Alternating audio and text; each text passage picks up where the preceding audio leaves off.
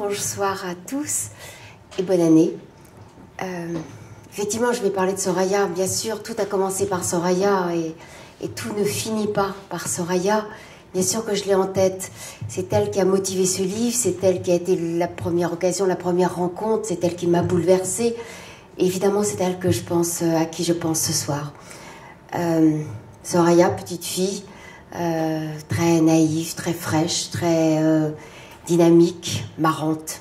C'est une rigolote. C'était le clown de la famille, dans une famille libyenne, originaire un peu de Benghazi, dans la région de Benghazi, donc complètement à l'est du pays, et puis qui est tombée entre les griffes d'un ogre. C'est un peu caricatural de dire ça, mais c'est pourtant un peu comme ça qu'on peut raconter l'histoire.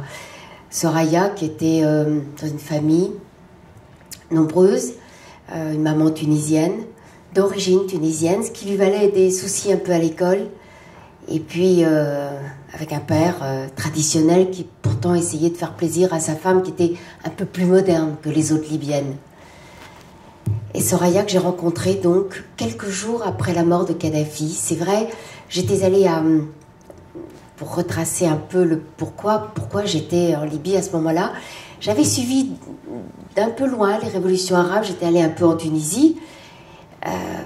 J'avais remarqué, je le savais déjà, mais à quel point les femmes tunisiennes étaient ardentes, combatives, magnifiques, militantes, qu'elles faisaient attention à leurs droits, qu'elles étaient prêtes à se battre, qu'elles avaient souhaité cette révolution, mais qu'elles en étaient membres, qu'elles étaient une partie importante de la révolution, qu'on les voyait dans la rue, mais qu'on lisait aussi beaucoup, qu'on les voyait à la télévision, mais que je voyais aussi leur rapport dans toutes les discussions sur la constitution de ce pays, etc. Et puis d'un peu plus loin, parce que je n'y étais pas allée, mais j'avais suivi quand même ce qui s'était passé aussi en Égypte, et là aussi on voyait les Égyptiennes prendre position, prendre beaucoup de risques d'ailleurs sur la place Tahrir du Caire, prendre tous les risques. Parce que beaucoup, bien sûr, ont été violées, place Tahrir. Mais enfin, on les voyait apparaître. Elles prenaient part au débat, voilées ou pas voilées. Elles étaient très présentes. Et concernant la Libye, rien du tout. Mais jamais rien. Jamais une femme, jamais une silhouette même de femme. Jamais aucune Libyenne interviewée à la télévision, ni même interviewée dans mon journal, Le Monde. Et j'étais assez frappée de ça, je me disais c'est quand même incroyable, enfin on pourrait faire un effort au moins de les trouver, de les faire parler, est-ce qu'elles ne veulent pas, est-ce qu'elles fuient les micros, est-ce qu'on les cache, est-ce qu'on leur interdit de parler, est-ce qu'elles s'en foutent, qu'est-ce qui se passe pour les Libyennes? Et j'ai demandé, on était en septembre, octobre 2011, à partir pour Le Monde faire un reportage sur les femmes libyennes. Mais vraiment ça, ce sujet-là. Et ça a le mérite, quand on fait le sujet des femmes, d'effrayer personne, en gros. C'est-à-dire que je vais voir le service étranger du Monde et on me dit « Pourquoi tu vas aller en Libye? Il y a déjà quelqu'un en Libye. » Je dis « Non, moi c'est juste les femmes. » Je trouve que c'est énorme, moi, de dire c'est les femmes. Je trouve que c'est juste la moitié de la population, donc ça me semble un très grand sujet. Mais je vois très bien que je rassure. « Ah d'accord, ouais, non, d'accord. Oui. » Et je vois très bien qu'on se dit « Pas faire d'ombre à celui qui couvre ça, il n'y a pas de problème. » quoi. En gros, c'est un petit sujet, un petit segment de la population. À chaque fois, ça me fait tomber de ma chaise, d'ailleurs, et de plus en plus. Au départ, ça me faisait sourire, maintenant, plus du tout, même. On arrive à perdre mon sens de l'humour là-dessus, parce que... enfin, ça, c'est grave, quand même, faut pas le perdre. Mais réellement, de penser que c'est un petit sujet, et de penser que si on ne parle pas des femmes, on a bien couvert une révolution, un événement quelconque, on a bien suivi un pays, alors que jamais on a écrit un article sur les femmes, ça me semble incroyable qu'on continue à penser ça. Et on s'habitue d'ailleurs, parce que la plupart du temps, quand on parle de ces sujets-là, y compris de l'Afghanistan, que vous connaissez si bien, ça semble très normal d'écrire 9 articles sur 10, en tout cas, sans même faire allusion aux femmes. En tout cas, je suis allée pour ça, avec cette mission très précise. Et le lendemain de mon arrivée, Kadhafi est capturé. Les combats n'avaient pas encore cessé dans sa ville natale, à Sirte. Et voilà que le lendemain, il est capturé et lâché d'ailleurs dans la foulée. C'est extrêmement violent, mais donc je suis à Tripoli. C'est des scènes de liesse, tout le monde est ravi, tout le monde, c'est des kalachnikovs, des coups partout, des chants, des al-akbar, etc. partout, bon, bien sûr. Et donc je dois écrire sur bien autre chose que les femmes, mais je continue à avoir ça en tête, évidemment. Et très vite, je me suis rendu compte que les femmes avaient joué un rôle fondamental dans la révolution libyenne, évidemment. Et que même des chefs rebelles finissent par me dire, mais c'était l'arme secrète de la révolution. Parce qu'on ne s'attendait pas sans doute à ce qu'elles fassent beaucoup de choses. Et donc elles ont pu faire énormément de choses. Elles nous ont encouragées, elles ont poussé les gens à aller se battre, leur mari, leur frère, leur père, etc. Mais pas seulement, bien sûr. Elles ont détourné des stocks de médicaments, dans tous les hôpitaux, elles ont caché des blessés, elles les ramenaient chez elles, etc. Elles ont aussi détourné des stocks d'armes, elles ont fait un trafic, elles ont vendu leurs bijoux, là, les fameuses parures de mariage. Elles savaient très bien qu'avec telle parure d'or, ça voulait dire 10 kalachnikovs, 5 kalachnikovs. Elles savaient très très bien compter ce que ça pouvait leur apporter. Elles les mettaient sur les côtés de leur voiture pour aller les livrer aux rebelles, etc. Elles ont fait de l'espionnage, elles montaient sur le haut de leurs immeubles, elles prenaient des tas de notes sur les troupes de Kadhafi, sur les armes, etc. Le déploiement des troupes, elles avaient trouvé des systèmes incroyables, des cartes SIM dont elles faisaient un trafic inouï aussi pour communiquer aux rebelles et aussi aux forces de l'OTAN, où étaient les forces, pour donner des tas de renseignements. Elles ont fait des tas de choses incroyables, chacune a plein d'histoires. Et elles étaient d'autant plus courageuses que bien sûr elles risquaient leur vie, mais ça comme tous les hommes, bien sûr, mais qu'elles risquaient le viol, systématiquement le viol. De toute façon, une femme qui était arrêtée était systématiquement violée quand elle arrivait en prison, et ça on ne pouvait pas le dire, et personne ne peut jamais l'écrire, parce que tout simplement elle ne le raconte pas, et qu'elle n'ose pas le dire, et que je vais très vite me heurter à ce tabou incroyable, d'une force que je n'imaginais pas, le tabou du viol, on ne peut pas le dire. C'est pour ça qu'il n'y a pas d'article dessus, parce qu'il faudrait pouvoir faire parler des victimes, et jamais une victime ne parlera. Elle ne parle déjà pas à ses parents, elle ne parle déjà pas à ses amis. Et quand j'ai rencontré plusieurs de ces jeunes femmes qui me racontaient des choses incroyables qu'elles avaient vécues, et qui étaient arrêtées, et quelquefois même sans doute maladroitement, mais je me disais entre femmes, peut-être qu'on peut se dire les choses. Et je leur disais, mais vous avez été violée? Et elles me disaient, ah non, non, oh là là, la chance que j'ai eue, mais vraiment c'est incroyable, j'ai été menacée, mais non, pas moi, justement pas moi. Et c'était jamais elle, bien sûr. Et je me suis rendu compte très vite que bien sûr qu'elle ne me dirait pas, mais pourquoi me dirait-elle à moi? Elle risque tout, elle risque l'opprobre, bien sûr, mais elle risque d'être tuée tout simplement par leurs frères, parce que bien sûr, le crime d'honneur existe en Libye. Donc je me heurtais à ça, mon enquête avançait, etc. Je pouvais démontrer qu'elles avaient fait des tas de choses pendant la Révolution, mais je ne pouvais pas toucher à ce tabou si important qu'était le viol, et pourtant qui était celui qui était l'arme de guerre décidée par Kadhafi, préparée, planifiée par Kadhafi, on le sait maintenant, parce que la plupart de ses officiers les plus proches, etc., ont relayé ses ordres, hein, violer d'abord, tuer ensuite, qu'on a trouvé également des tas de commandes de Viagra, là pour le coup on a les pièces, et la Cour pénale internationale continue à s'intéresser là-dessus. Mais en tout cas, donc, je travaillais sur cette question, et je me disais, je tiens quand même à faire un article dans Le Monde. Je rencontrais les gens de Human Rights Watch qui finissaient par me dire, méfiez-vous quand même, parce que ouais, il y en a eu un peu de viol, mais c'est sans doute exagéré, parce qu'on ne trouve pas de victimes. Mais je disais, mais je comprends tellement qu'on ne trouve pas de victimes, évidemment, elles ne parleront jamais, je comprends maintenant, ça m'a pris du temps, mais je comprends, c'est inouï, elles ne peuvent pas dire ça. Plusieurs femmes d'ailleurs retrouvées en prison, quand les rebelles ouvraient les portes des prisons, où les femmes étaient nues et avaient été violées, mais des dizaines de fois. Les rebelles ouvraient les portes des prisons et les femmes hurlaient, n'entrez pas, elles ne pouvaient même pas supporter le regard de quelqu'un, sachant ce qui avait pu se passer, les regardant. Et plusieurs d'entre elles, au lieu de rentrer chez elles, chez leur père, chez leur mari, ont préféré immigrer, partir tout de suite vers la frontière, n'importe où, mais surtout pas rentrer chez elles parce que c'était indicible, donc inaudible. Il faut vraiment se rendre compte de la force de ce tabou, y compris pour comprendre les problèmes dans lesquels que rencontre maintenant la petite Soraya. En tout cas, je me débat avec cette question-là. Même Human Rights Watch me dit, méfiez-vous, c'est sans doute exagéré. Je me prépare à écrire un article qui s'appellera un peu l'enquête impossible, parce que je ne peux pas faire parler des victimes. Je sais pourtant, parce qu'une femme libyenne que j'ai rencontrée à Paris juste avant de partir, m'a dit qu'elle avait, elle, travaillé avec des femmes qui avaient été violées. Elle est sans doute l'une des rares qui savaient l'étendue du système, parce qu'elle les avait véhiculées de la montagne jusqu'en Tunisie. quelquefois pour les faire avorter d'ailleurs, quelquefois pour les sauver, quelquefois pour les sauver des griffes de leurs parents, de leurs frères. Enfin, elle savait, elle m'avait dit un certain nombre de choses et je savais qu'elle avait enregistré ces femmes voilées et qui avaient été violées. Elle les avait enregistrées, j'avais vu plusieurs témoignages sur son ordinateur, qui était la chose la plus précieuse qu'elle gardait toujours contre elle comme ça. Bref, je suis dans un hôpital à Beni Walid et je rencontre un jeune homme qui était d'origine algérienne et je lui dis, je travaille sur le viol, mais je n'avance pas parce que je n'ai pas de témoignage, j'ai très très peu de choses. Et là, il me dit, écoute, c'est incroyable, dans mon hôtel à Tripoli, j'ai rencontré une jeune fille qui a l'air complètement paumée et qui dit qu'elle a été violée. Je lui dis, bon, c'est très étonnant qu'elle dise ça, et en plus à un garçon.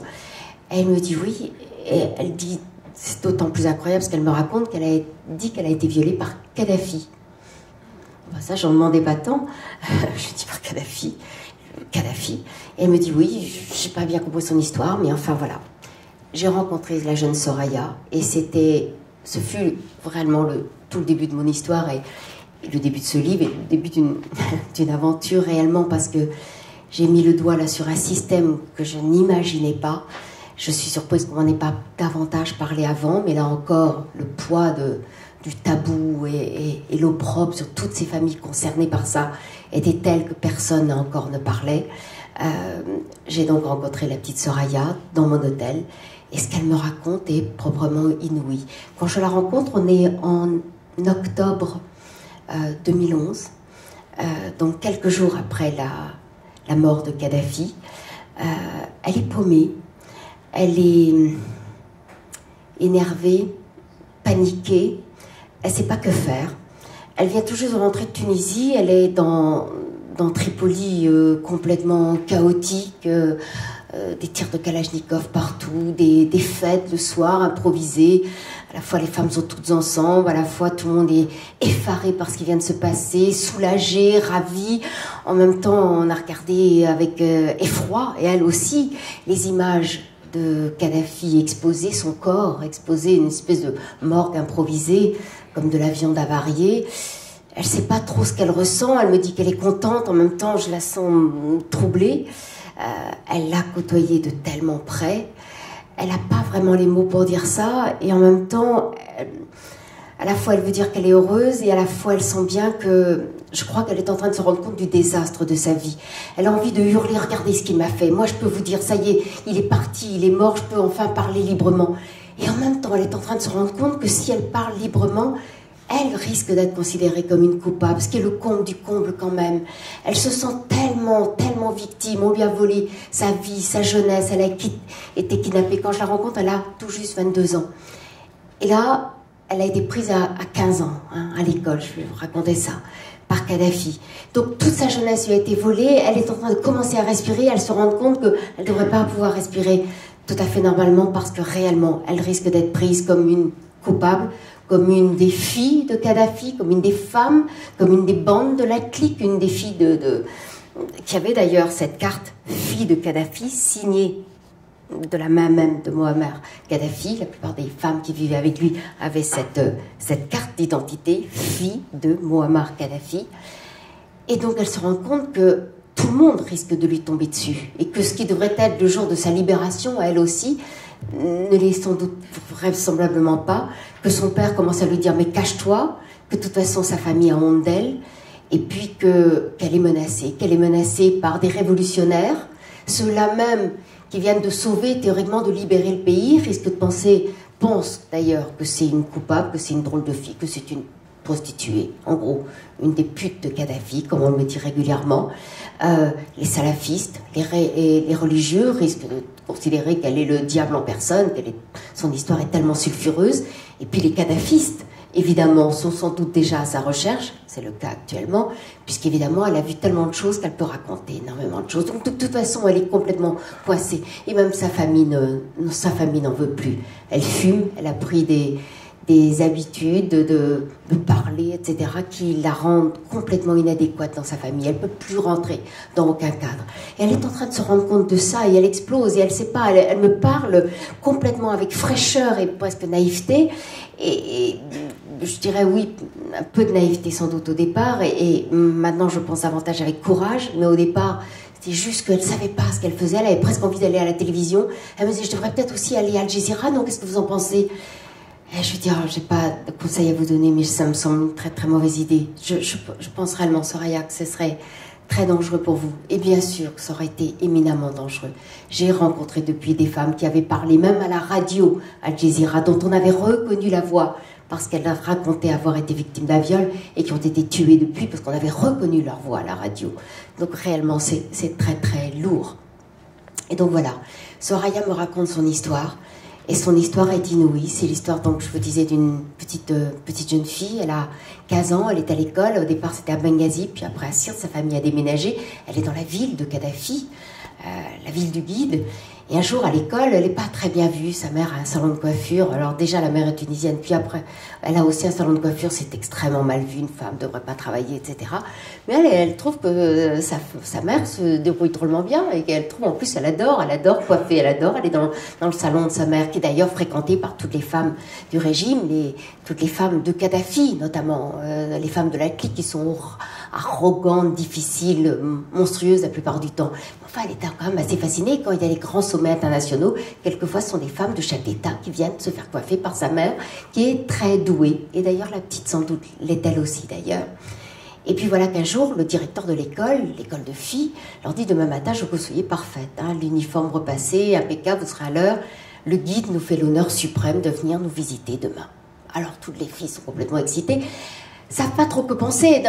Dans la famille de Soraya, on n'adore pas Kadhafi. La mère s'en méfie terriblement, etc. Enfin, quand même, c'est énorme, le guide qui vient visiter l'école. C'est juste énorme. Il est partout. Il est sur les billets de banque. Mais enfin, il y a des posters de lui absolument partout. On parle que de lui. Et d'ailleurs, à l'école, plein de filles disent mon tonton Mouammar. Enfin, c'est des cousines par alliance, etc. Donc, tout le monde a un lien avec Kadhafi. Et donc, elle est assez excitée aussi. Et très vite, elle arrive donc à l'école, se demandant comment va être cette fameuse journée. Et très vite, on la met à part parce qu'on décrète qu'elle fait partie des 10 plus jolies filles de l'école. Alors, elle est plutôt contente quand même. C'est la première fois qu'on la distingue, elle qu'on mettait complètement à part. Là, tout d'un coup, elle est à l'honneur et donc elle tremble, elle se demande ce qu'on va lui demander. On l'habille particulièrement bien, on leur donne un uniforme spécial, les 10 plus jolies. Elle doit donner le bouquet de fleurs. C'est elle, voilà. Alors, elle sait même pas, elle tremble d'ailleurs. Est-ce qu'elle devra lui embrasser la main? Est-ce qu'il y a une formule qu'il faut dire, etc. Elle ne sait pas encore vraiment que faire. Et puis voilà qu'il arrive. Très vite, elle a les jambes qui flageolent, ça se passe très très vite, il arrive, ses lunettes noires, il est entouré de ses femmes gardes du corps, il lui prend la main et elle a une impression assez désagréable assez vite, parce qu'il lui malaxe la main de façon un peu curieuse, elle n'est pas très à l'aise, mais enfin ça se passe assez rapidement, il la regarde de haut en bas, il la jauge, et puis il va lui mettre la main sur la tête, et elle va apprendre bien plus tard que c'est un signe, effectivement elle garde ses gardes du corps, pour dire celle-là, je la veux.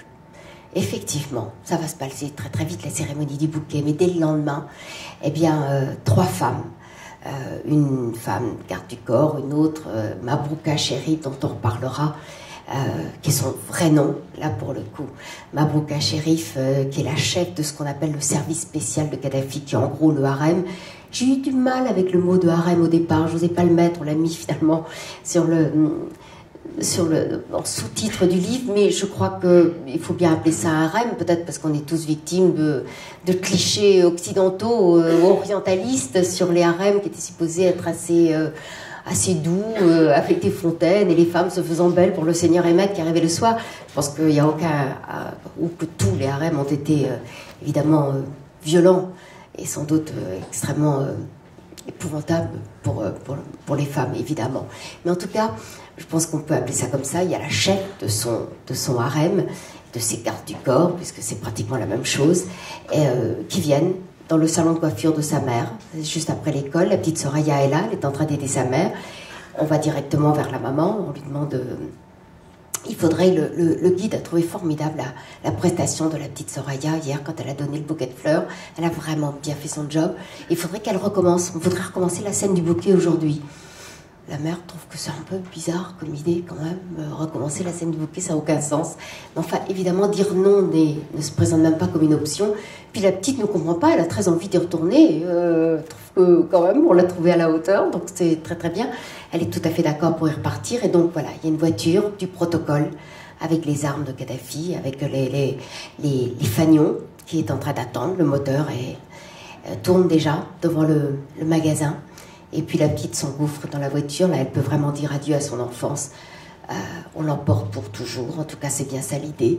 La voiture va rouler dans le désert, on va retrouver le campement de Kadhafi, genre à 200 km à peu près de Sirte. Là il a, comme il faisait régulièrement quand il allait à la chasse, il y a des tentes, il y a des chameaux, il y a des Amazones, évidemment, une nuée d'Amazones. Et puis il y a son grand camping-car, parce qu'il faisait toujours croire qu'il dormait sous la tente, mais il ne dormait jamais sous la tente. Il avait un camping-car extrêmement moderne, extrêmement équipé, avec toujours son petit coin laboratoire. Alors on me dit le petit coin laboratoire, je ne l'ai pas vu. En tout cas c'était l'endroit où il y avait les infirmières ukrainiennes, pas bulgares, ukrainiennes, qui étaient là pour faire les prises de sang, systématiquement, à toutes les jeunes femmes qui allaient approcher Kadhafi. Et donc la petite Soraya arrive, Kadhafi à ce moment-là est sur un siège de massage électrique rouge, il la regarde à peine. D'ailleurs, elle est un peu surprise quand même, hein, ça l'était attendu théoriquement. Et puis il dit simplement sans la regarder, préparez-la. Et on va la préparer, en effet. On va la déshabiller, la raser, lui faire sa prise de sang. Bien sûr, elle ne comprend rien, ce qui lui arrive, mais rien du tout. On va lui mettre des vêtements sexy, elle est juste horrifiée. On lui demande sa taille de soutien-gorge, elle dit j'en sais rien, c'est maman qui m'habille d'habitude. Et puis on va très vite la pousser dans la chambre de Kadhafi qui est nue, elle croit que c'est une horrible erreur, elle repart, puis on la repousse à nouveau. Et puis voilà, il ne va pas la violer le premier jour, il va la violer très peu de temps après, brutalement, comme il le faisait systématiquement. Et puis voilà, il lui fait en tout cas très vite comprendre que c'est fini.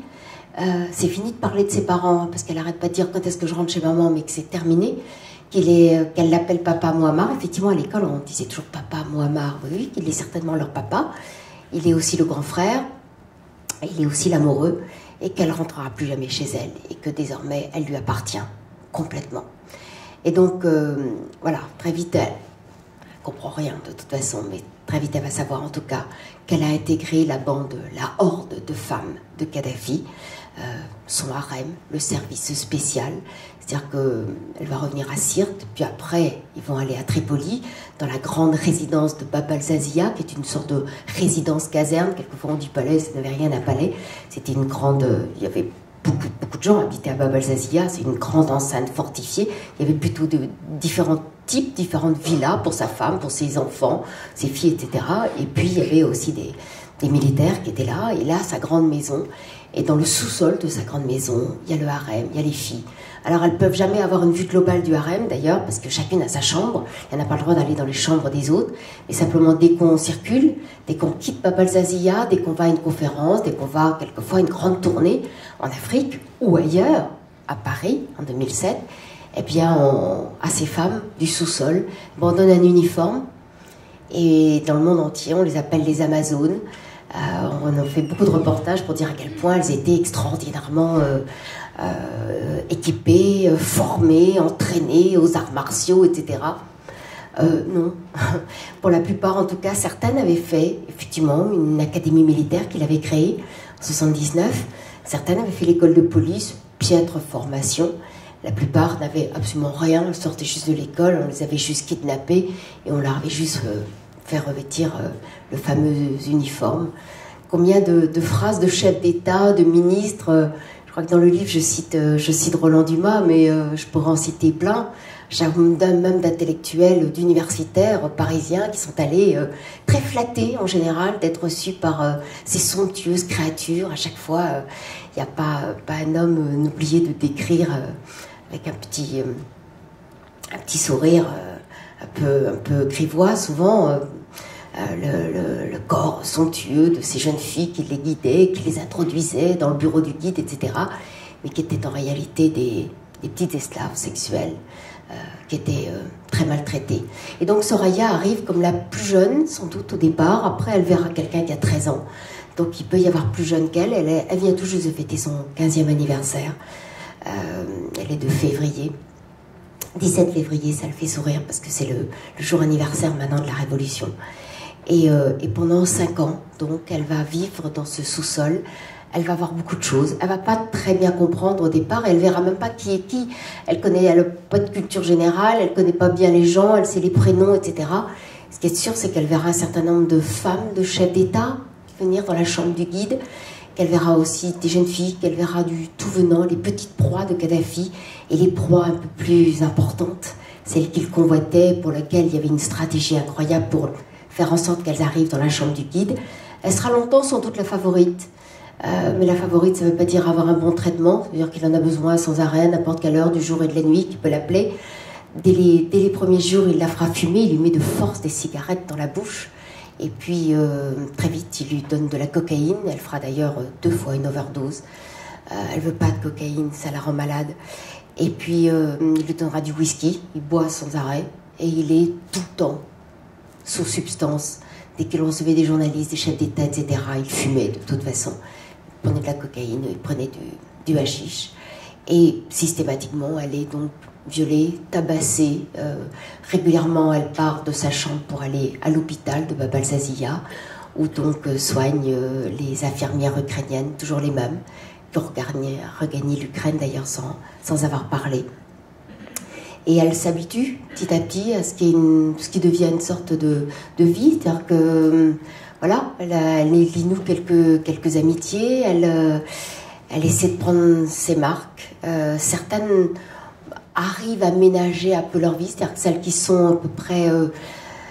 celles qui vont au-devant des désirs du maître peuvent quelquefois être gratifiées d'un cadeau, d'une somme d'argent, voire d'un appartement. Certaines sont là depuis 10 ans, certaines sont là depuis 20 ans. J'ai rencontré une femme qui était là pendant plus de 30 ans, à vrai dire. En fait, il n'en veut pas pendant 30 ans, mais elles ne savent plus où aller. Certaines repartent et après reviennent. C'est ça qui est fou. Et même à un moment donné, petite Soraya, il va un peu s'en détacher, elle va pouvoir partir et bêtement, elle va revenir. Que faire d'autre dans la société libyenne, quand on a été pris par le guide, qu'on peut le dire absolument à personne. On peut le dire à sa famille, forcément, elle a bien été obligée, sans donner de détails, d'en parler à sa famille, qui est effondrée au départ. Son père fait tout, son père est dingue, son père la recherche, son père ne sait pas que faire.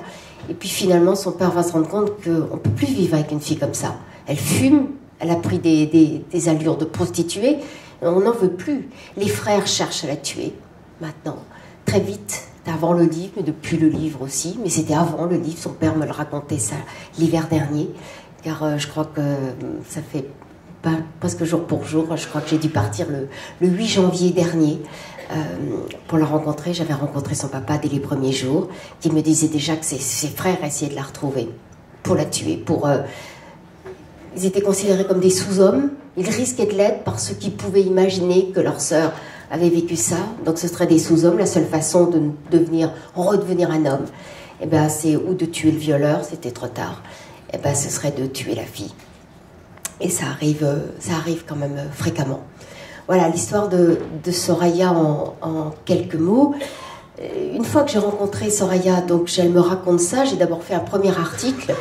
D'abord, est-ce qu'elle me disait la vérité? J'avais toutes les raisons de penser qu'elle me disait bien sûr la vérité. Elle me raconte ça.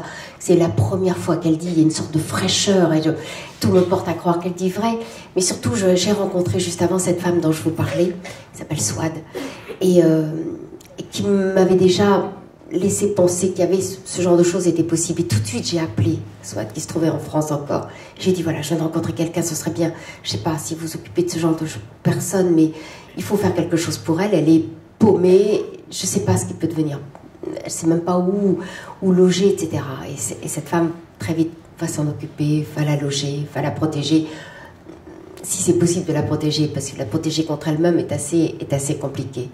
Soraya est pleine de contradictions, elle est complètement traumatisée. Moi, j'ai beaucoup de plaisir avec elle. Je me trompe d'ordre là, mais enfin, où je bouscule un peu l'ordre, c'est-à-dire que je fais un premier article sur elle. L'article est traduit et fait assez rapidement le tour du monde. Et c'est vrai qu'on me demande assez vite de faire un livre. je me demandais si c'était bien pour elle de faire un livre. D'abord, je ne voulais pas le faire que sur elle, parce que je commençais à pressentir que, bien sûr, elle me disait beaucoup de choses et son histoire est stupéfiante, bouleversante. En plus, elle a une mémoire extraordinaire, une mémoire des détails, elle se rappelle des conversations. Et je me disais, c'était le clown de la famille, mais c'est vrai qu'elle est très drôle. Et au fil d'un récit, elle bondit, elle va d'une siège à l'autre, d'un siège à l'autre, plutôt pour raconter pour les différents interlocuteurs. Elle imite des voix, enfin, elle est très piquante et drôle. Et elle se raconte très très bien les choses. Donc elle se rappelle les répliques des uns et des autres, etc. C'est juste merveilleux d'avoir une interlocutrice comme ça. J'en ai rencontré d'autres après pour qui chaque phrase, il fallait vraiment aller là. La chercher, c'était très compliqué. Pas Soraya, ce qui était très très plaisant. Mais je me préoccupais aussi beaucoup de sa santé, de son sort, de sa famille. Je pensais que peut-être ça lui ferait pas du bien de faire un livre sur elle. En même temps, j'avais des longues conversations avec cette femme, Swat, qui disait « Mais personne n'a jamais su ça sur le guide. Personne n'a jamais osé aborder ce problème-là. Plein de gens probablement savaient. Mais si tu ne le fais pas, ce livre, personne ne le fera. Personne ne pourra le faire. Personne ne le fera en Libye. C'est impossible. C'est une telle offense pour le pays. Ce sera considéré comme un acte, d'ailleurs, contre les Libyens, parce que c'est un tel déshonneur pour toute la nation d'avoir qu'on ait accepté ça, qu'on ait vécu ça. Mais il faut le faire. Et que le petit filet de Soraya doit s'entendre dans le monde entier. Et c'est vraiment ce qui m'a décidé à faire ce livre. Mais surtout, au-delà même de Soraya, du cas de Soraya, de ce qu'elle voyait dans le harem, dans son sous-sol, beaucoup de choses. Évidemment, elle me donne un luxe de détails formidable, ce qui se passait. Mais en même temps, il y a des tas de choses qu'elle ne voyait pas. Et j'ai mis du temps. Quand je suis retournée, j'ai passé du temps avec elle. On se voyait tous les soirs pendant longtemps. Alors elle vit la nuit, elle regarde des clips égyptiens sur son canapé, en mangeant des gâteaux. Donc elle a pris beaucoup de poids et elle sort pas. Impossible de lui apporter des livres, elle n'a pas envie de livres, etc. Donc elle tourne un peu en rond et c'est désolant quand on a envie de lui tendre la main. Mais surtout, je me suis rendu compte au-delà de ça, ce qu'était le régime de Kadhafi. C'est pour ça que c'était aussi intéressant. Certes, c'était un dictateur aux mœurs barbares, un dépravé sexuel, etc. Tout ce qu'on veut. Mais bien au-delà de ça, je me suis rendu compte, et ça m'a pris beaucoup plus de temps. Et c'était bien au-delà de Soraya. Il a fallu que je rencontre vraiment beaucoup de gens qui travaillaient dans son service, les services de sécurité, son traducteur. J'ai rencontré des gens du protocole, etc. Et qui m'ont finalement expliqué, je suis allée dans des prisons, rencontrer des gens, y compris des gens de sa famille d'ailleurs, qui voulaient pas parler au départ, surtout pas de ce sujet-là. On voulait bien me parler de la guerre, mais alors parler des sujets des femmes, pouf, tout le monde se fermait comme une huître. Et puis petit à petit, ils parlaient quand même. Je me suis rendu compte qu'en fait, c'était un système de gouvernement. Et ça, c'est absolument incroyable. Et ça, j'en avais aucune idée en y allant au départ. Le sexe était une façon de gouverner. Et comme me le disait quelqu'un qui a été vraiment son bras droit, c'était une façon, il humiliait, il gouvernait, il sanctionnait, il promouvait par le sexe. Tout passait dans ce pays tellement hypocrite, dans ce pays tellement conservateur. Tout passait par le sexe. Et donc, il obligeait certains de ses ministres à des relations sexuelles. Évidemment, aucun ne pourra l'admettre. Ne l'a sans doute jamais admis devant quelqu'un, évidemment, mais des témoins me l'ont raconté. Et ça se passait, ça les humiliait complètement, évidemment. Une façon de marquer totalement sa domination.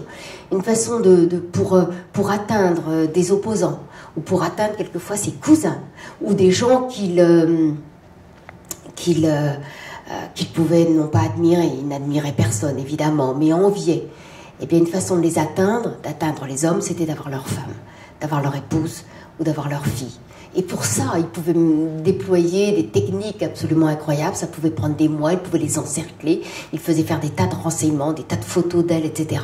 Et si elles étaient à l'université, ils les encerclaient petit à petit pour les faire venir à lui spontanément. Enfin, les faire convoquer. Et là, ça ne se passait pas, c'était pas le viol, là, mais c'était une certaine façon de les séduire, de les attirer. Et là, la revanche était encore plus grande, de pouvoir regarder après leur père ou leur mari en disant « je les ai eus ». Et ça, c'était... Il n'y avait pas pire offense, évidemment. Et puis, lui qui se voulait roi des rois d'Afrique, eh bien, évidemment, qui n'allait pas l'être. Toutes ses ambitions ont toujours échoué. Quand il a voulu faire l'unité arabe ou quand il a voulu faire l'unité africaine, évidemment que ça n'a pas réussi. Mais au moins, il espérait dominer l'ensemble de ces pays. Mais une façon de dominer, c'était d'avoir les épouses, les filles des chefs d'État. Et donc à chaque fois, ça paraît incroyable, mais à chaque sommet international qui avait lieu à Benghazi, à Sirte, à Tripoli, souvent à Sirte, eh bien, il déployait aussi des manœuvres incroyables pour essayer d'avoir telle ou telle femme de chef d'État. Alors quelquefois c'était relativement simple parce qu'il les aspergeait d'argent, de bijoux, de voitures. Quand elles avaient une fondation, il arrosait la fondation, etc. Donc certaines étaient très directement consentantes. D'autres c'était d'autres manières de séduction incroyables, mais pour pouvoir dire celle-là j'ai eu, celle-là j'ai eu, celle-là j'ai eu, tel pays, je le domine, etc. C'est assez incroyable. Ça pour le coup, j'ai mis du temps à me rendre compte de ça parce que tout me semblait hallucinant au départ. J'avais l'impression d'entrer sur une autre planète, vraiment une autre dimension. Et ça, autant de choses que la petite Soraya pouvait pas voir. Sinon, elle croisait de temps en temps des gens. De temps en temps, elle me disait, moi, j'avais vu Leila Trabelsi, ou bien j'avais vu la femme ou la fille, tu dirais, du président du Niger, ou bien... Mais elle savait pas trop ça. Mais tout correspondait quand j'ai effectivement pu croiser toutes mes informations. Des tas de jeunes filles, évidemment, arrivées partout. Il y avait des tas d'avions qui étaient envoyés au Niger, qui étaient envoyés en Côte d'Ivoire, au Sénégal, etc., pour rapporter le maximum de jeunes filles. Alors on leur faisait miroiter des 8 jours à Tripoli, dans des palaces. Il y avait toute une organisation avec les plus grands hôtels des villes. Et puis, alors, la fameuse Mabrouka des shérifs, dont j'ai parlé tout à l'heure, qui a été vraiment la tortionnaire, celle qui a enlevé la petite Soraya, mais qui a aussi été sa tortionnaire, celle qui rentrait dans la chambre de Kadhafi quand il s'occupait d'une fille ou quand il était en train de violer une fille, qui lui disait « Ça suffit, maître, hein, ça suffit, vous avez un rendez-vous là maintenant, hein, ça suffit ». Et il obéissait, il laissait tomber la fille d'ailleurs, et il repartait à son rendez-vous aussitôt. C'est des scènes absolument incroyables qu'on m'a décrites. La fameuse Mabrouka Chérif était reçue très officiellement en France, téléphonait régulièrement à l'Élysée, téléphonait au Quai d'Orsay parce qu'elle était supposée être le bras droit du guide. En fait, elle le fournissait essentiellement en femme, en fille. Et Mabrouka Chérif était relativement respectée. Et là, pour le coup, j'ai rencontré quelqu'un du Quai d'Orsay qui m'a dit, mais écoutez, oui, bien sûr, qu'on la connaissait, mais elle était un ancien ambassadeur, me disait quand même, elle jouait un rôle plus important que ce que vous dites. Je dis, écoutez, non, monsieur l'ambassadeur, vous devez savoir que c'était la chef de son harem. Enfin, on ne va pas se cacher derrière un petit doigt. C'était ça, le rôle essentiel de Mabrouka Chérif. J'ai toute son histoire, et là, pour le coup, c'était ça. Elle me dit, bah, enfin, quand même, elle savait, je sais bien, quand elle m'a appelé à l'Élysée, elle me dit quelqu'un qui a été conseiller à l'Élysée. De temps en temps, c'est lui est arrivé de me dire, donnez-moi une note sur la position de l'Élysée sur les Touaregs. Et c'est vrai qu'elle était d'origine Touareg. Et il me dit, ça m'est arrivé de lui donner une note. Enfin, la note, évidemment, était à destination du guide, enfin, à destination de Kadhafi. Je lui dis, mais enfin, comment vous pouviez ne pas savoir ce qu'elle était réellement? Alors, lui disait, je me doutais, évidemment, qu'elle avait des mœurs spéciales, ou qu'elle s'occupait, évidemment, de fournir, sans doute, des jeunes femmes au guide. Mais enfin, elle était beaucoup plus importante que ce que vous dites. Je crois pas. Elle était importante dans le sens, oui, elle avait de l'influence sur Kadhafi, bien sûr, mais enfin, elle jouait absolument pas un rôle politique. Elle démarchait, elle s'occupait de deux choses. Elle s'occupait des femmes, et donc elle est omniprésente dans l'histoire de Soraya. C'est elle qui dirige le sous-sol, etc. C'est elle qui vient régulièrement. Elle a une suite au Fouquet's à Paris, qu'elle occupe une suite très importante et dans laquelle elle reçoit plein de gens. Elle allait voir la sœur de Nicolas Sarkozy parce qu'elle disait « Ah, ce serait très bien de l'attirer elle aussi en Libye ». Dès qu'il y avait quelqu'un de sexe féminin, joli, avec un nom un peu frappant, et ben, elle faisait tout pour voilà, faire venir maximum de visiteuses auprès de Kadhafi. Elle recevait Rachida Dati, elle recevait des tas de gens. Enfin bon, voilà, au nom de Kadhafi, en espérant je ne sais quoi. Je n'ai pas eu la réponse, mais enfin, voilà. Mais elle allait aussi dans les grands restaurants tunisiens, marocains, du côté des Champs-Élysées, etc., des marchés, des jeunes filles. Quand elle voyait des jeunes filles du Golfe, assez jolies, elle leur disait, mais est-ce que vous connaissez la Libye? C'est un pays merveilleux, on a un guide exceptionnel, vous savez, c'est grand ami des femmes, on reçoit beaucoup de jeunes femmes et on pourrait tout à fait vous inviter, donnez-moi votre nom, etc. Et des tas de jeunes filles sont allées comme ça invitées pour passer 3 jours, 8 jours, repartant, quand ça s'était bien passé avec de l'argent. Et quelquefois, ça se passait très très mal. J'ai rencontré aussi beaucoup de jeunes femmes d'origine, mauritanienne, qui organisaient le séjour de très nombreuses Africaines également. Des avions arrivaient avec des tas de jeunes filles de différentes destinations. Je raconte même l'histoire d'un charter affrété par le gouvernement libyen. Ça, c'était au Sénégal. Ça a causé un grave incident diplomatique d'ailleurs avec le président Wade, parce qu'on s'est rendu compte au dernier moment, l'avion allait décoller et il y avait plus d'une centaine de jeunes Sénégalaises, toutes plus jolies les unes que les autres. C'était des mannequins qu'on invitait pour faire un défilé, soi-disant un défilé en tout cas à Tripoli. Il n'y avait pas eu besoin de papier, il n'y avait pas d'autorisation, etc. L'avion était venu les chercher, ils allaient partir au dernier moment quand même. Tour de sécurité a dit mais qu'est-ce que c'est que ce truc? Le gouvernement a été appelé, Wade s'en est mêlé, a téléphoné à Kadhafi. Enfin bon, ça a failli faire une histoire monstrueuse, mais c'était encore 100 jeunes filles qui partaient comme ça, livrées directement à Kadhafi. Alors qu'est-ce que savaient nos services secrets? J'arrive pas à bien le savoir. J'ai pas parlé depuis que mon livre est sorti. J'ai pas eu l'occasion d'en parler à des gens du Quai d'Orsay. Je sais que Alain Juppé à plusieurs reprises a cité mon livre en disant vous vous rendez compte ce qui se passait, c'est quand même incroyable. Enfin bon, je pense que c'était pour justifier peut-être l'intervention de l'OTAN. En tout cas, elle avait l'air de donner grand crédit à mon livre. J'en suis absolument ravie. Mais je voudrais en savoir un petit peu plus. Ce que je sais, c'est que le chef, parce que je vous parlais de Mabrouk al-Sherif, le chef de la cellule Moyen-Orient, Proche-Orient, au Quai d'Orsay, que j'avais rencontré, je lui avais parlé de Mabrouk al-Sherif. Il m'avait dit, mais oui, bien sûr qu'on la connaissait. Je lui ai dit, mais vous saviez quoi? Il me dit, vous savez, quand elle venait à Paris, elle était suivie par nos services. Mabrouk al-Sherif était systématiquement suivie. Et je lui ai dit, mais alors, elle venait, à votre avis, elle venait faire quoi alors? Il me dit, elle venait faire ses courses. Et je lui ai dit, on est d'accord sur le terme course. Il me dit, elle venait chercher des filles. Nous le savions. Bon, voilà.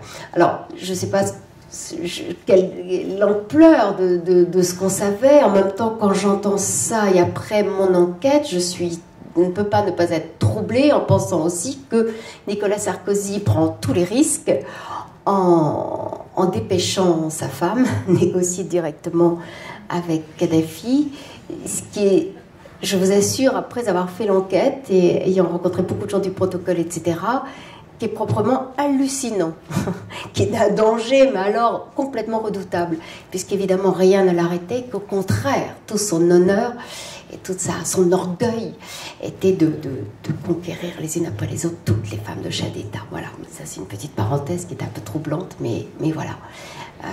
Sinon, juste pour dire un mot, Soraya, maintenant, je ne peux pas vous dire exactement où elle est. Elle était, il y a peu de temps, elle était à Tripoli, on l'a fait partir, elle a voulu revenir à Tripoli, et à nouveau, c'est vraiment très très dangereux pour elle. Donc voilà, elle ne sait pas, comme la plupart de ces jeunes femmes, elle ne sait pas que faire de sa vie. Elle n'arrive pas à se projeter dans l'avenir. Bien sûr, je voudrais l'aider. Bien sûr, elle aura quelque chose du livre, je veux dire financièrement aussi, si ça pouvait l'aider, mais c'est pas que ça. Il faudrait qu'elle puisse parler, sans doute aussi, à un professionnel, et ça c'est absolument impossible en Libye. Le livre vient d'être distribué en Libye, gratuitement, on va le donner sur des clés USB, et puis un objet livre d'ailleurs a vu le jour. Moi je ne l'ai pas encore vu, mais il a été distribué dans les 15 jours avant Noël. Il commençait à y avoir des tas de réactions. Je recevais un tout petit mot ce matin encore. Des organisations de femmes sont tellement contentes que ces choses-là soient dites, et en même temps certains sont absolument horrifiés. Enfin, la plupart des gens, je crois, sont juste horrifiés, à la fois par ce qu'ils lisent et qu'on puisse l'écrire. C'est toute la nation. Quand un viol a lieu dans une famille, c'est vraiment l'opprobre et c'est l'offense pour toute la famille. Mais à un point que je vous disais, où la famille déménage, où elle s'en va, où elle a l'impression qu'elle peut même plus vivre parce que, voilà, elle a perdu tout son honneur. Quand je raconte que des centaines, voire plus, peut-être des milliers de jeunes femmes ont un jour subi les assauts de Kadhafi, c'est tout le pays qui se sent complètement offensé. Et donc c'est réellement très très compliqué. Alors je sais que l'ancien gouvernement était très très opposé, il savait que je travaillais quand j'y étais. Et le Premier ministre, Mustapha Abdul Jalil, était foudrage. C'était des putes, comment est-ce qu'on pouvait s'intéresser à ce genre de filles, etc. J'avais rencontré, le hasard a fait que j'avais rencontré le Premier ministre actuel, qui savait très bien ce sur quoi je travaillais, qui au contraire approuvait, qui a eu une enquête là-dessus. et qui disait qu'on ne pourrait pas aller de l'avant si on ne faisait pas le point sur tout ce qui s'était passé, y compris les crimes d'ordre sexuel. C'est l'un des rares qui pensait ça. Donc c'est un peu mon espoir, je veux dire, tant mieux, il est devenu Premier ministre. Je pense qu'en même temps, il n'a pas les coups des franches, c'est extrêmement compliqué, c'est extrêmement violent encore. Et que quand j'ai rencontré Soraya, donc il y a maintenant plus d'1 an, la première fois, je me disais, c'est incroyable ce qu'elle me raconte, c'est une histoire comme on a rarement, qui m'arrivait comme ça. Et je me disais, d'abord, l'histoire me passionnait, et j'avais un vrai élan pour elle, hein, quand même. Elle m'intéresse et on est liés maintenant, quoi qu'il se passe. En même temps, je me disais, mais d'autres filles vont parler, c'est obligé. Enfin, j'ai de la chance, journalistiquement, bien sûr, d'avoir ce témoignage, mais il va y en avoir plein d'autres. Le New York Times, le Washington Post, enfin, les journaux du monde entier étaient là. Ils cherchaient ça. Moi, j'avais même pas cherché ça au départ, on va dire. Mais eux cherchaient ça. Tout le monde cherchait à avoir des témoignages d'Amazon. Il n'y en avait pas. Je me dis, il va y en avoir plein. Ben, on est à plus d'1 an après, et il n'y en a pas eu. Et c'est incroyable, parce que des centaines de femmes ont vraiment vécu cette histoire-là. Alors, j'ai une explication. L'explication, c'est celle, je vous dis, c'est tellement compliqué, c'est tellement dangereux de parler, réellement dangereux. Hein, quand on dit tabou en France, on a l'impression que, oula, c'est un sujet un peu compliqué, il faut y aller doucement. Non, non, tabou, là, c'est vraiment une question de vie ou de mort. Donc c'est très, très grave. Mais enfin, je suis quand même encore sidérée que pas plus de témoignages n'aient percé, parce que beaucoup de ces filles sont parties. C'est vrai qu'elles risquent, gros. Certaines sont cachées, absolument se taire avec leurs petits secrets en Libye, dans la frayeur, dans la terreur, qu'un jour on débusque leurs secrets. D'autres ont fui. Certaines sont prostituées actuellement à Beyrouth, à Gamart, à Tunis, au Caire. Elles font la seule chose qu'elles aient appris chez Kadhafi et sont perdues pour leur famille qui ne veut de toute façon pas les voir. Donc voilà, elles ne peuvent pas se marier et elles gagnent leur vie de cette façon. Voilà. Quant à Soraya, voilà, j'espère qu'elle pourra un jour, on essaie de l'aider, mais c'est très compliqué. Elle refuse. À un certain moment, elle a envie de parler. Elle est très contradictoire.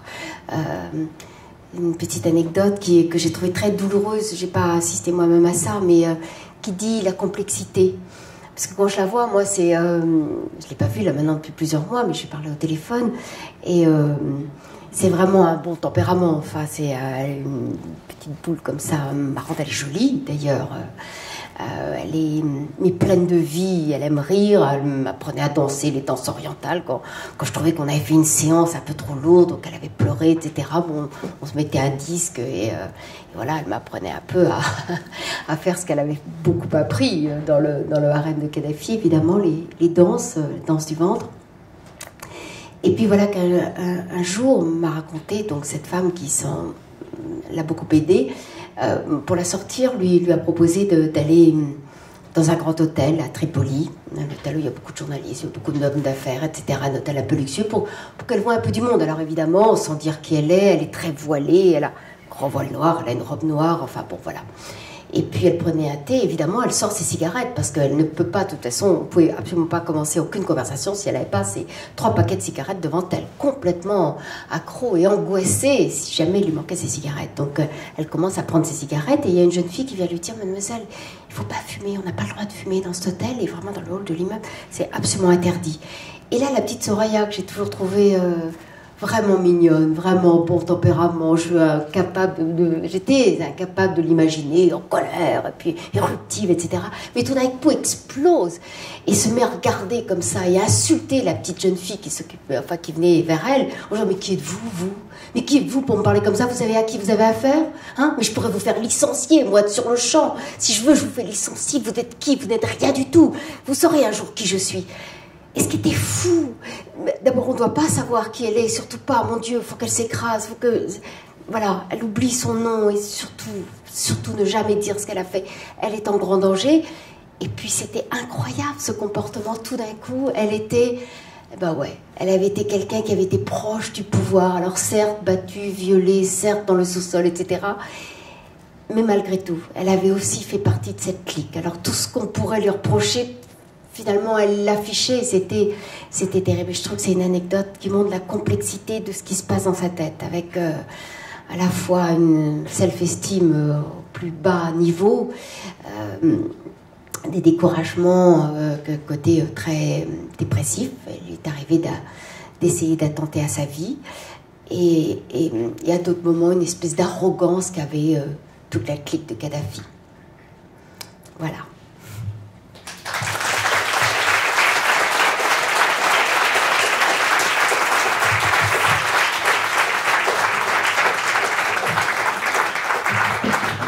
Merci beaucoup, Annie.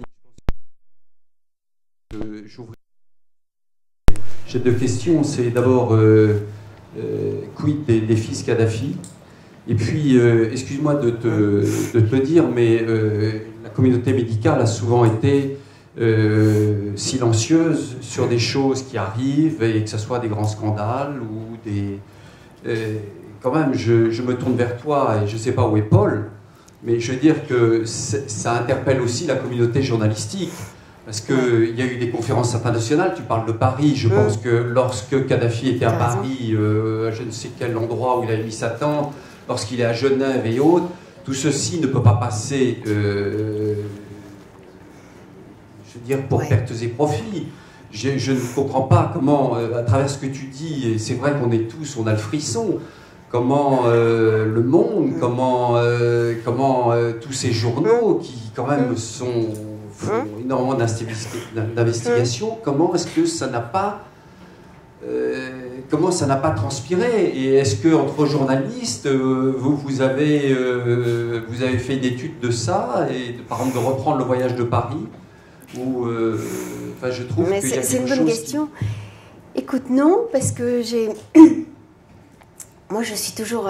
je le disais un petit peu en préambule tout à l'heure, combien j'étais très frappée de ce qu'on pouvait parler de pays, de révolution, d'événements, etc., sans jamais mentionner les femmes, et que ça gênait absolument personne.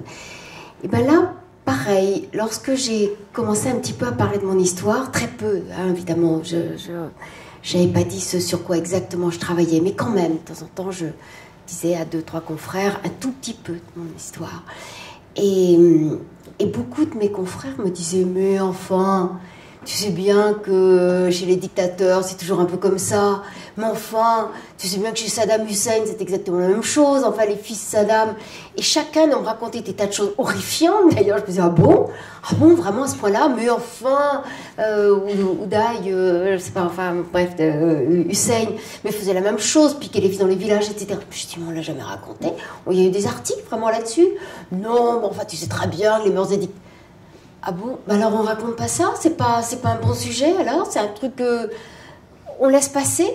Et c'est vraiment comme ça. Et je suis sidérée, mais cette question que tu poses est très juste, mais je pense qu'il y avait, de façon générale, qu'il y a, de façon générale, une indulgence coupable, minable, à l'égard des crimes sexuels perpétrés contre les femmes, réellement. Et qu'en gros... c'est décidé, alors on les présente parfois comme des séducteurs, ou bien, tu sais qu'ils aiment être toujours heureux, mais ça c'est le pouvoir, et de dire ça de façon générale, et donc on écrasait presque, on minimisait complètement mon sujet en le noyant. Combien de mes confrères réellement m'ont dit, mais enfin, tu sais très bien que la plupart des dictateurs font ça. Je me dis, non, d'abord je sais pas, je suis pas spécialiste, est-ce dictateur, c'est la première fois que je m'approche de l'un très particulièrement et là de très très près, et je trouve ça inouï, je trouve que c'est un vrai sujet, je pense qu'il faut en savoir plus, j'ai envie d'avoir des détails, je pense que c'est honteux, je pense qu'il y a des complicités qu'il faut absolument décrire. Lui ne parlera plus, mais il y en a d'autres qui ont collaboré, y compris la Mabrouka Chérif, là, elle vient de partir, elle avait négocié son retour d'ailleurs en Libye contre des renseignements, donc j'ai cru avant la fin de mon livre que j'arriverais à aller la voir dans sa ville natale où elle était en résidence surveillée, où elle a d'ailleurs retourné quasiment les gens qui sont allés l'interviewer. Et puis là, on me dit qu'elle vient de fuir à nouveau, à partir en Algérie, à traverser la frontière, quand elle a su que mon livre arrivait effectivement en Libye. Mais je pense que de façon générale, y compris chez mes confrères, alors, s'il y avait une histoire très très croustillante, évidemment, il l'aurait raconté, pas forcément pour les bonnes raisons, parce que c'était un peu sexy, un peu marrant, mais que on n'arrivait pas à trouver ça inouï, à trouver ça monstrueux et à trouver ça digne d'une vraie enquête.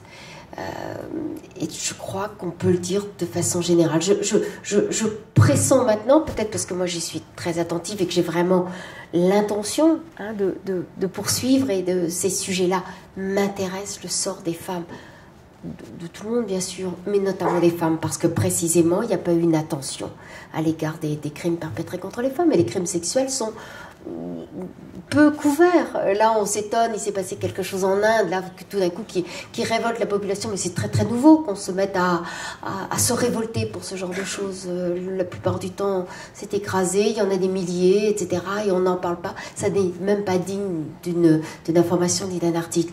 Et de façon générale, je pense que pour Kadhafi, plein de gens devaient savoir, bien sûr, on se disait, oh, il doit bien se faire, ces Amazones, mais c'était pas digne d'enquête. Voilà. Alors j'ai j'ai retrouvé des reportages où on disait, c'est extraordinaire, ces Amazones tellement bien formées, etc. On allait voir leur centre d'enseignement, leur centre d'entraînement. J'ai vu des reportages à la gloire, quasiment, de Kadhafi. Alors, de temps en temps, il y avait une petite interrogation à la fin du reportage en disant, bien sûr, on se pose un peu certaines questions sur sa relation avec lui, etc. Quelquefois, il y avait une petite interrogation, simplement, mais on n'allait absolument pas plus loin. C'est comme si c'était pas plus important que ça. Alors oui, bien sûr, je pense que collectivement, la communauté des journalistes pourrait se poser bien des questions, et j'espère qu'elle sera plus vigilante maintenant. Je le crois, pas forcément à cause de mon livre, je pense simplement l'air du temps fait qu'on est peut-être un peu plus sensible à ces questions. Mais de façon générale, oui, indulgence, pardon, et puis oui, grivoiserie, en gros. Voilà. Et combien d'universitaires sont allés, parce que c'était tout frais payé, sont allés à des colloques sur la libération de la femme, par exemple en Libye.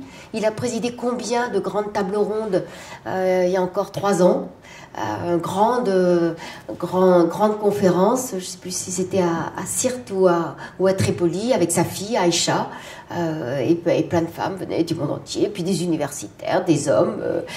J'ai rencontré un homme il n'y a pas tellement longtemps, là il disait, mais quand même, un petit déjeuner, j'en revenais pas, parce que moi je ne connaissais pas les gens, les grands spécialistes de Kadhafi au départ, et là il y en avait un qui avait des livres sur lui, etc., et qui continuait à dire, malgré tout, je pense que cet homme était un visionnaire, et quand même, il a quand même fait du bien aux femmes.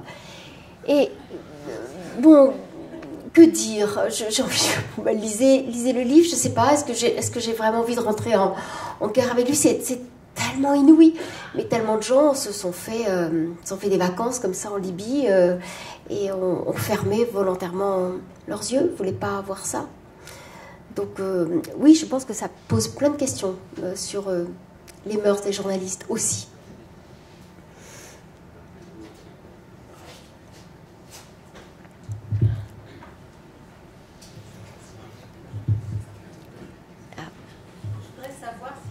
Des enfants, des naissances en fait. C'est vrai.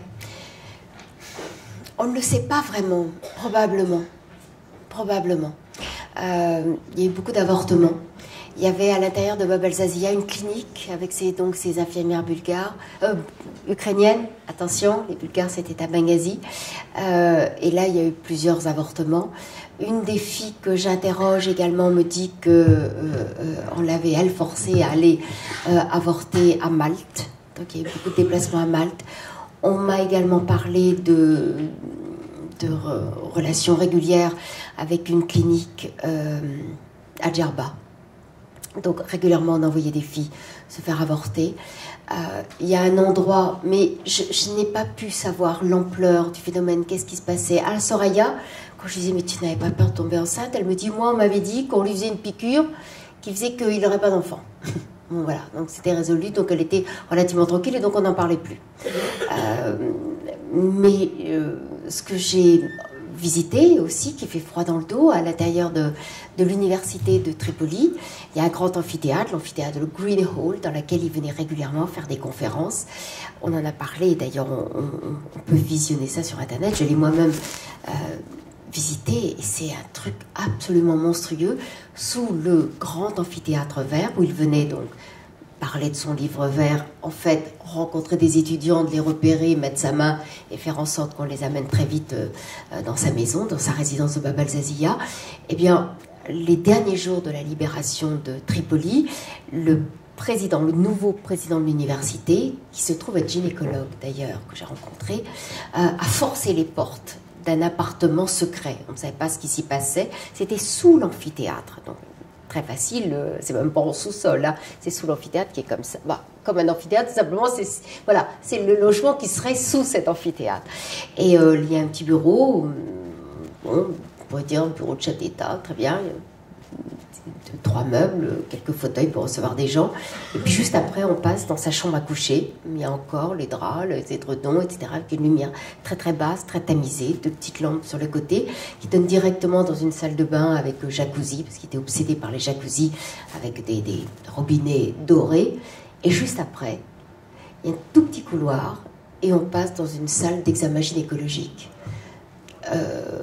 formidablement équipée, avec le lit et tous les instruments de radio, etc. Tout est là, impeccable. Beaucoup de choses sont encore sous plastique. Et donc, je visitais ça avec un gynéco qui me disait il n'y a aucune raison, explication rationnelle au fait que cet équipement existe là, si ce n'est des choses hallucinantes, ou des mœurs, ou peut-être des avortements, peut-être des réparations d'hymen, ou des trucs fous. Vous pouvez faire Kadhafi. Donc voilà, ça c'est son endroit, il n'y avait que lui qui pouvait y aller. Alors, il y a sûrement eu beaucoup d'avortements dans le pays, il y a sans doute des enfants Kadhafi dans bien des endroits, parce qu'en fait, il mariait très très vite. Il pouvait marier très très vite des jeunes filles qu'il avait pris. Il pouvait en prendre quelquefois pour 1 heure, pour une nuit, pour une semaine.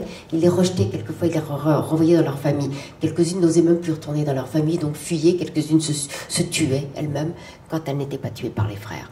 Mais il arrivait aussi que, juste avant de les relâcher, après une semaine, il leur faisait signer un contrat, on les mariait immédiatement avec quelqu'un qui travaillait dans son armée, avec un garde du corps ou quelqu'un comme ça. Et donc, on peut aussi imaginer que c'était dans le cas où elle tomberait enceinte et elle serait immédiatement. Donc, on peut imaginer que ces femmes ont eu quelquefois des enfants de Kadhafi. Mais tout ça est encore une matière tellement très compliquée. Personne ne veut parler.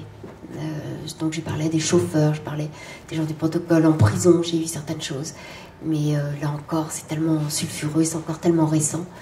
Mais oui, après, évidemment, bonne question, bien sûr.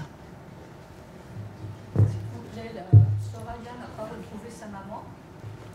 Si. À un moment donné, elle a pu fuir Bab el-Zazia et son... C'est une histoire incroyablement romanesque d'ailleurs, hein, mais à un moment donné, elle quitte Bab el-Zazia, elle arrive à fuir, on lui donne un petit peu plus de liberté, et son père réussit, parce qu'il avait des connexions avec l'ambassade de France, à lui avoir un visa de 6 mois pour partir en France. Et il y a une espèce de presque de course-poursuite, enfin il y va, il a le cœur qui bat, etc., parce qu'il croit que le palais va les rattraper, enfin bon. Et il arrive à prendre l'avion avec elle pour Paris. Et elle va passer, il va la laisser là à Paris. Et normalement, ça y est, elle s'est enfuie, c'est formidable, enfin, il lui laisse un peu d'argent, etc. Et ça va très très mal se passer son séjour à Paris, à Soraya. Elle n'a plus assez d'argent, elle tombe dans des cercles arabes et libyens, pas seulement libyens d'ailleurs. Elle va en boîte de nuit, elle séduit, elle se fait avoir par des hommes. Elle flippe tellement qu'à un moment donné, elle repart, elle prend un billet, elle revient. Et elle n'a pas mis depuis 1 heure le pied sur le sol de la Libye que Mabrouka Chérif l'appelle et lui dit « Retourne chez ton maître ». Voilà, donc c'est juste un désastre, la chance qu'elle a eue à un moment donné. Elle n'a pas su la saisir, elle est énervante, elle fait plein d'erreurs, quand il ne faut pas faire un truc, elle le fait systématiquement, c'est désolant.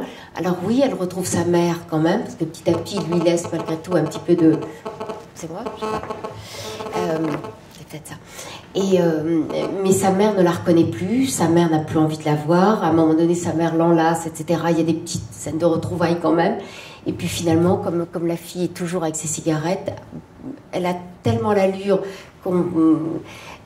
l'allure détestable pour sa famille qu'on se dit qu'elle est vraiment perdue puisque c'est une fille qui fume et qu'à la limite c'est ce qui agace presque le plus sa mère qui finalement préfère ne plus la voir. Voilà. Et qu'en ce moment, non, elle ne voit plus sa mère du tout. Elle voyait quand j'étais l'hiver dernier, elle continuait à voir un petit peu son père de temps en temps qui venait la voir en cachette dans l'appartement où elle était, mais là je crois qu'elle ne les voit même plus, ni l'un ni l'autre. Non. C'est assez difficile à comprendre ça. De quoi vit-elle et de quoi vivent toutes ces femmes maintenant qui vivent le propre de la population? Elle n'a pas d'argent, du tout, du tout.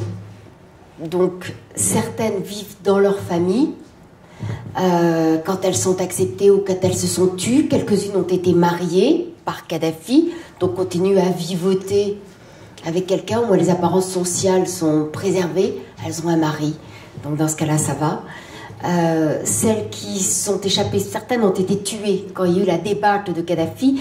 Il en a liquidé quelques-unes avant de partir, quelques-unes de ses gardes du corps et quelques-unes des Amazones. On a trouvé quelques cadavres à la sortie de Bab el-Zaziya et quand il a fui à Sirte. Quant aux autres, je disais, plusieurs sont devenues prostituées. Elles n'ont pas de métier. Une fille célibataire, ne vivant pas avec son père et n'étant pas sous la coupe d'un mari, ne peut quasiment pas vivre en Libye. Sera considérée comme une pute. D'ailleurs, quelques-unes, si on leur soupçonne un amant, peuvent être dénoncées.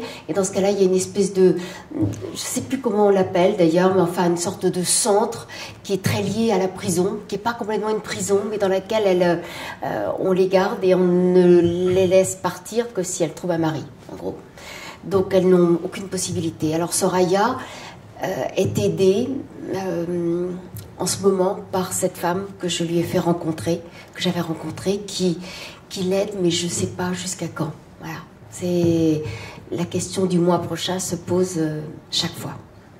C'est très compliqué. Ouais. Bonsoir. Bonsoir. D'abord, je voulais vous remercier et vous féliciter. C'était une narration fantastique, un vrai plaisir de vous écouter. C'est gentil. Deux questions. Vous avez dit que le livre était sorti en Libye. Ouais. Comment a-t-il été accueilli? Et est-ce que, pendant la réalisation de ce livre, et puis maintenant, ouais, vous vous sentez un petit peu, pas en danger, mais est-ce que vous êtes posé un peu la question de mettre ce pavé dans la mare? Et après, la deuxième question rapidement, vous avez parlé en évoquant le gynécologue, là, vous avez parlé... est-ce qu'il y a eu, écho, vous avez eu écho par exemple, excision rituelle de clitoris, de choses comme ça? Est-ce qu'il faisait des choses assez filles? J'ai jamais entendu parler de ça, du tout. Non, du tout. Il était très violent, très cruel, très sadique, toujours. Toujours. Tout le monde m'a toujours raconté des choses absolument terribles, mais j'ai pas du tout entendu parler de ce que vous dites. J'ai pas encore grand-chose sur des réactions de l'arrivée du livre en Libye. Cette femme, Swad, que j'ai... qui m'en donne des nouvelles, qui s'est occupée, parce qu'on a abandonné, enfin, moi et l'éditeur, mon éditeur français, Grasset, avons abandonné nos droits commerciaux, si on peut dire, sur toute la partie arabe, afin que l'organisation, petite ONG, c'est pas une vraie ONG, mais enfin l'association, qu'est-ce qui fait ça? C'est pas moi, j'ai rien là, hein? Non, je sais pas. Bon, non, ah, si, petit micro là, ça peut être ça, non? Bon, je sais pas. Oui, je n'ai pas su vraiment encore la façon dont ça avait été réagi. Je sais dont on a réagi. Des médias n'en ont pas encore vraiment parlé. Je sais que sur des sites internet, on commence à le dire. Ce matin, j'avais une petite note de quelqu'un d'un petit hôtel dans lequel j'étais, qui était vraiment un hôtel minuscule. Je me cachais plutôt lorsque j'ai vécu là-bas en janvier, février, mars de l'hiver dernier. J'avais quelqu'un à la réception de l'hôtel qui me draguait un peu, enfin bon, qui m'envoie un petit mot comme il peut de temps en temps. Et aujourd'hui, il me dit en anglais, enfin je crois qu'il fait de l'écriture automatique pour traduire de l'arabe en anglais, alors c'est toujours très étrange. Mais j'avais I have read your book, bravo. Voilà, donc je me dis, waouh, Abou Bakar l'a lu, ça m'a fait quelque chose quand même. Bon, voilà. Mais donc, j'ai pas eu de réaction forte encore. Ça fait que 15 jours, d'après ce que me dit Swad. Elle me dit malgré tout que des rebelles, alors, mais elle est toujours très floue quand elle parle, c'est vraiment compliqué d'avoir quelque chose. Elle me dit en tout cas que certains élus voulaient faire une motion pour demander son interdiction. Voulait le faire passer devant une commission de censure et demander au gouvernement officiellement son interdiction. Bon, on verra. Moi, je sais qu'on a prévu, c'est elle qui s'en occupe. Là, pour le coup, c'est plus du tout Grasset, qu'il y a un livre papier qui existe et que de toute façon, on a prévu de distribuer des dizaines de clés USB dans toutes les organisations humanitaires, à tous les élus. Il y a 33 femmes qui ont été élues au Parlement. C'est pas du tout pour les femmes, d'ailleurs, spécialement, mais en tout cas, je pense à celle-là. Il faudrait absolument qu'elle l'ait, évidemment, gratuitement. Je pense que dans toutes les organisations, les juristes, les avocats, etc., je voudrais que le maximum de gens l'aient. Ça n'a rien à voir, là, pour le coup, avec une démarche commerciale. Il faut que c'est l'histoire des Libyens. Et dès le départ, effectivement, je voulais que les Libyens y aient accès. Donc, j'attends, j'imagine, dans les jours qui viennent. Non, je n'ai pas eu de menaces directes. J'en ai pas eu quand j'étais sur place non plus. Des gens autour de moi en avaient. Qui ont conseillé de ne pas me voir. Beaucoup de gens me disaient vous feriez mieux, hein, pour votre bien, vous devriez arrêter cette enquête. Bon, mais c'était pas des menaces directes.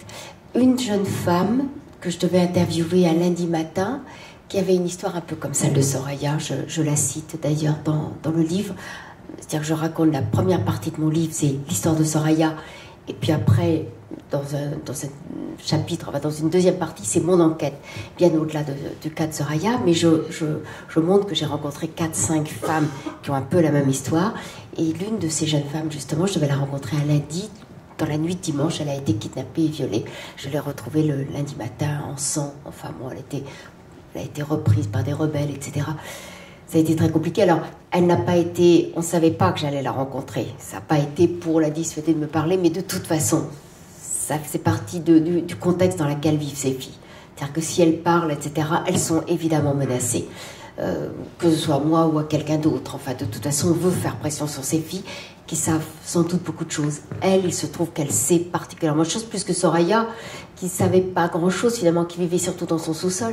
Cette femme, elle, avait servi un peu d'espionne pour Kadhafi, qui, après l'avoir utilisée à ses fins personnelles, comme petite maîtresse, comme petite esclave sans doute sexuelle, l'a utilisée, l'a installée dans un appartement avec ordre de séduire des gens, y compris de sa propre famille.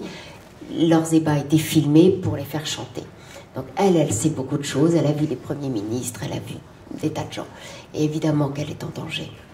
Et pour en revenir à ce que disait Eric Chesson tout à l'heure, est-ce que c'était isolé, c'était un cas isolé, Kadhafi, ou c'était tous ses collaborateurs, ou sa famille, ses fils Ah oui, c'est vrai, j'ai pas parlé des fils. Ouais. Écoutez, moi j'ai enquêté vraiment essentiellement sur Kadhafi lui-même. Ses mœurs étaient contagieuses, évidemment. Et que tous ceux qui avaient du pouvoir violaient très facilement et prenaient des filles. J'ai rencontré une femme, notamment à Benghazi, donc ça c'est à l'autre bout du pays, qui elle me dit, mais vous savez, on redoutait de façon générale, sans que ce soit dit, parce qu'on en parlait très peu dans les familles, mais on savait globalement que les filles étaient toujours en danger. Que si on était une jolie fille, de toute façon, on n'allait pas en réchapper. Qu'on finirait ou chez Kadhafi, ou chez un de ses sbires, ou un gouverneur, ou un général, etc. Et elle me disait que moi, elle est maintenant docteure en droit à la Sorbonne. Hein. Donc c'est une militante des droits de la personne maintenant à Benghazi. Et elle me le disait, moi j'étais surprise quand j'avais 12 ans, ma sœur avait 14, une autre 16. Mon père a décidé qu'on allait immigrer. Pendant quelques années, on irait en Suisse. C'était pour nous mettre à l'abri. Parce qu'il savait très bien que ces filles, un jour ou l'autre, sans ça, disparaîtraient, seraient forcément remarquées. Et des tas d'autres femmes, d'ailleurs, m'ont dit, c'est incroyable, on avait l'impression que les femmes en Libye sont toujours couvertes, donc c'est uniquement la religion. Non, non, on s'est aussi beaucoup couvertes pour se cacher de Kadhafi. Il fallait qu'on ait l'air très gris, il fallait qu'on ne nous remarque pas, il fallait qu'on se voile et surtout qu'on ne prenne jamais la parole en public, etc., etc. Ça a eu des tas de conséquences parce qu'effectivement ces meurtres étaient très contagieuses. Pour ce qui est des fils, on raconte des histoires terribles sur les fils. J'ai pas enquêté spécialement sur eux, mais autant c'était un tabou de parler de Kadhafi lui-même, personne ne disait rien. Autant sur les fils, alors il y avait circulé des histoires, c'était des foireurs, on savait où ils faisaient leurs fêtes, il faisait pas bon être une jeune femme dans le pourtour des endroits où ils faisaient les fêtes, ils pouvaient les kidnapper, les rejeter au petit matin, etc. Enfin bon, voilà, il y a des tas de témoignages là pour le coup sur les fêtes tapageuses des fils, qui se servaient partout. Et voilà, oui, c'était extrêmement répandu, on va dire. Est-ce que, Annick, oui, ouais, c'est voilà. une question à poser à Paul et à Annick. Ouais, oui, Paul. Peut-être que Paul peut venir là. Où est-ce qu'il est, Paul? Je te Non, vois. juste, comment... Est-ce que c'est le prélude à un deuxième livre qui pourrait être Les secrets d'État de Kadhafi, quand même? Est-ce que tu as donné ce livre à un psychiatre? Non. Non, mais c'est Je ne connais pas. Bah, nous, on en connaît. C'est ce que je vous dis. Si tu me permets, Annick, je fais D'accord, une analyse j'aimerais bien. psychiatrique, car c'est à la limite psychotique, quoi. Oui, réellement. Donc, comment Paul... Bien sûr. Annick, tu peux venir, Paul, quand même. Comment ce type a pu séduire, Ouais. quand même, moi Oui. j'ai vu Kadhafi au Mali. J'ai vu l'influence Kadhafi au Mali, c'est absolument... C'est énorme, bien sûr. Et je dirais même plus, comment notre cher président Sarkozy, quand même, tous les bruits qui tournent autour d'ailleurs, de fric, de trucs, mais c'est instrumentalisé. J'aurais compris. Oui, il est... Waouh. Politique. Ouais. Expliquez-nous, regard, journaliste, Annick. Mais non, je peux mal expliquer ça. Je n'étais pas avant une spécialiste de Kadhafi. C'est inouï. Le monde, quelque part. Non, par rapport à ta question, Alain, et ce que disait Annick tout à l'heure, je suis tout à fait d'accord, personne ne voulait enquêter là-dessus, parce que tout le monde, en tout cas sur la télévision, c'était extrêmement difficile déjà d'avoir une interview de Kadhafi, je parle en télé, extrêmement difficile. Ouais. Et par rapport à ce que tu as dit tout à l'heure, il y a une femme journaliste qui a été victime de ça, elle s'appelle Memona Interman. Ouais. Elle travaillait à France 3 et elle a décrit, mais personne n'y a fait attention, elle a décrit le harcèlement de Kadhafi quand elle est allée l'interviewer. Ah, bah oui. Ah oui, elle a subi une tentative de viol qu'elle raconte. Il l'a poussée, il s'est déshabillé, etc. Elle n'a dû son secours, enfin, d'avoir échappé à ça qu'en disant qu'elle était indisposée, voilà, qu'elle avait ses règles. Et il a dit combien de jours? Et elle a dit 3 jours. Le témoignage existe. Oui, oui, je l'ai rencontrée, Memona, vraiment. Elle est une femme très courageuse, une journaliste très courageuse qui a subi les assauts. Et de nombreux journalistes, une autre journaliste américaine, une journaliste d'Al Jazeera, etc. Mais bien sûr, c'est ça, tout le monde. Dès qu'il approchait une femme, donc c'était terriblement dangereux pour les femmes, réellement. Il essayait systématiquement tout le temps. Non, mais la clé de cette affaire, Annick l'a très bien, c'est le témoignage qui était extraordinaire sur lequel tu es tombé de Soraya. Oui. Sinon, voilà, on ne pouvait pas enquêter en Libye comme dans d'autres pays, mais la Libye était encore plus fermée que les autres. Beaucoup plus fermée que les autres. Alors, est-ce que les prédécesseurs de Sarkozy savaient? Moi, personnellement, je pense que oui. À moins que les services de renseignement soient complètement foireux en France. Mais je ne pense pas. Je pense qu'ils savaient par le détail. On savait beaucoup de choses, mais là encore, je pense qu'il y a une sorte d'indulgence pour ce genre de choses. Simplement, c'était pas si grave. On est prêt à couvrir les prisonniers politiques, il y a eu telle torture, etc. Mais ça, c'est pas considéré comme une torture. C'est pas considéré comme un truc majeur. Ça ne l'était pas. C'était pas si grave, ça faisait partie, ça va avec le package dictateur. Un dictateur, ça forcément, ça viole les femmes et ça en pique dans les villages. C'est juste incroyable de se rendre compte de ça, mais c'est vraiment la réalité. Et je vois la plupart de mes confrères, réellement, je pense à des mecs qui sont vraiment bien. Un de mes confrères à l'AFP, un de mes bons copains, d'ailleurs, qui me dit « Enfin, Annick, tu es très bien, cette dame, etc. » Enfin, voilà, c'est inouï quand on fait attention à ça. Et que bien sûr, il faut continuer à enquêter là-dessus et que... non, aucune indulgence, enfin réellement, indulgence zéro, mais voilà, ça dit beaucoup de choses. Oui, madame, il y a encore une question là. Samedi dernier, chez Rouquier, il y avait Takedine, et l'interview est sur YouTube, 20 minutes, le financement de la campagne de Sarkozy, la venue de Guéant et Cécilia pour les infirmières bulgares. Il a organisé également la visite de Sarkozy en Libye et Kadhafi en France, mais ça, personne n'en parle. Il doit savoir pas mal de choses, Takedine. Oui, de toute façon, il a dit, comme il est en jugement, il va lâcher Ecopé et les autres. Mais par contre, depuis samedi, on n'a rien lu, on n'a rien entendu ni lu dans la presse.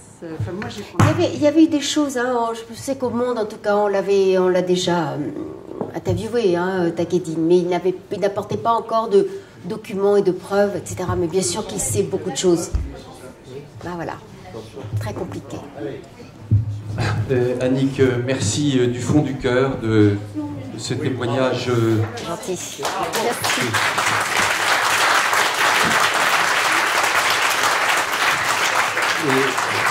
Et juste une dernière question. Tu es donc reporter d'espoir. Est-ce que tu peux nous dire juste un mot sur reporter d'espoir? Je voudrais bien en dire plus, mais c'est vrai que je ne les ai pas vus depuis un petit moment, reporter d'espoir. Moi, j'avais adhéré, il y a eu plusieurs moutures de reporter d'espoir, et j'adhérais vraiment à cette idée que de temps en temps, il fallait non pas essayer de trouver naïvement les choses merveilleuses de l'actualité, elle n'est pas merveilleuse, mais en tout cas d'essayer de mettre en avant les gens qui apportaient des solutions, ou qui étaient des gens positifs. On en connaît tous, des gens qui font des choses. Et c'était plutôt le journalisme porteur de solutions. Et donc j'adhérais tout à fait à cette idée-là. Il y a eu d'ailleurs des prix de journalisme qui visaient effectivement à mettre en avant des articles qui ne sont pas toujours, qui vont pas toujours chercher la douleur, mais qui vont aussi chercher les choses positives, les gens qui essaient de rendre la vie des autres un peu meilleure.